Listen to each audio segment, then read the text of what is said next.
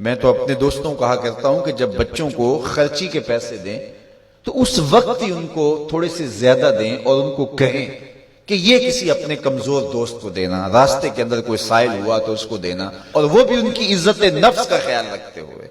یہ جو نمائش کا جذبہ پیدا ہو گیا اور یہ جو سیلفی کا زمانہ آیا، اور اس نے تو رہی صحیح کسر ہی نکال دی۔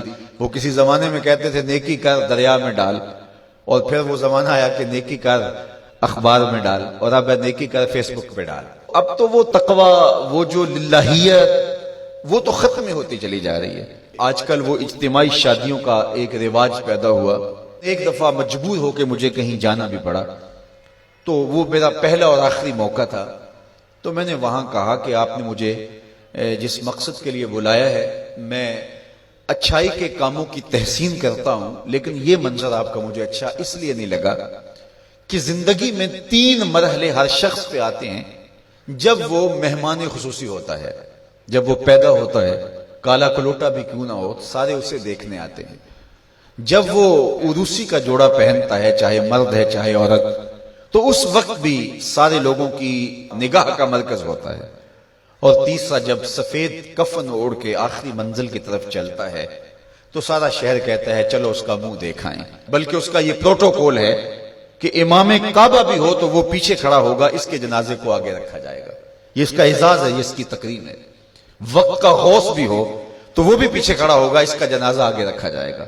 یہ اس کا اعزاز ہے۔ تو میں نے کہا یہ 3 موقع ہوتے ہیں کسی کمزور سے کمزور، غریب سے غریب، عاجز سے عاجز شخص کے لیے بھی عزت کے، اور آج آپ نے ان سے یہ موقع بھی چھین لیا کہ اسٹیج کے اوپر مخیر حضرات بیٹھے ہیں اور ایک قطار میں بیٹیاں بیٹھی اور ایک قطار میں جو ہے وہ دلہے بیٹھے ہیں، اور ان سب کے رشتہ دار سامنے باراتی 20-20 40-40 لوگ آئے ہوئے ہیں۔ تو ان سب کی غربت کا ہم عملاً مذاق اڑا رہے ہیں۔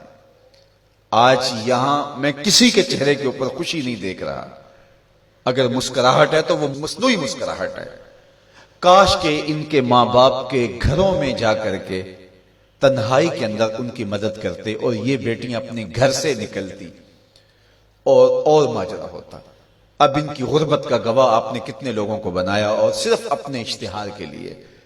تو یہ مزاج پیدا کریں، عزت نفس نہ کسی کی مجروح ہونے دے۔ سب سے قیمتی شے انسان کی عزت ہوتی ہے۔ کبھی آپ نے دیکھا ہو بارش پڑی ہو اور کیچڑ ہو اور کوئی بندہ پھسل کے گر جائے تو وہ بعد میں دیکھتا ہے کہ مجھے چوٹ آئی ہے کہ نہیں، پہلے یہ دیکھتا مجھے کسی نے دیکھا تو نہیں۔ اس کا مطلب یہ ہے اس کو اپنی جان سے عزیز اپنی عزت ہے۔ تو مت کسی کی عزت پہ انگلی اٹھائیں، مت کسی کی تذلیل کا سبب بنے، مت کسی کی رسوائی کا ذریعہ بنے۔ لوگوں کو عزت دیں۔ جب تک غلامی موجود رہی، حضور نے فرمایا کہ جو خود کھاتے اسے کھلاؤ، جو خود پہنتے اسے پہناؤ۔ وہ تمہارے بھائی لگتے ہیں، ان کے ساتھ حسن سلوک کرو۔ جبکہ وہ آقا کا جوتا بغیر اذن کے چھو لیتے تھے تو آقا اس پر بھی کوڑے مارتا تھا، لیکن میرے حضور علیہ الصلوۃ والسلام معراج سے واپس پلٹتے اور کہا بلال تو کون سا نیک عمل کرتا ہے، میں نے جنت میں تیرے قدموں کی آہٹ سنی ہے۔ کیا خیال ہے ایک جملے نے دور غلامی کی ساری تھکن اتارنی دی ہوگی اور غلام فرش اٹھ کے فراز عرش پہ نہیں پہنچ گیا ہوگا؟ یہ عزت دی ہے۔ علامہ اقبال علیہ رحمہ نے وہ جو ابو جہل کا کعبے کے پردے کو پکڑ کے زاروں کے تار رونا ہے اور حضور کے خلاف رب سے شکایت کرنا ہے، وہ لکھا ہے۔